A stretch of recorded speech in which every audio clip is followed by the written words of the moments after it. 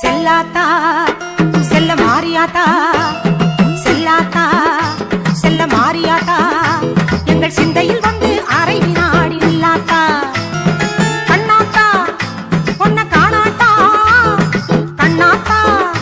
பொன்ன காணாட்டா இந்த ஜென்மம் எடுத்து என்ன பயன் என்று சொல்லடி நீயாத்தா அம்மா சொல்லடி நீயாத்தா தாயே சொல்லடி நீயாத்தா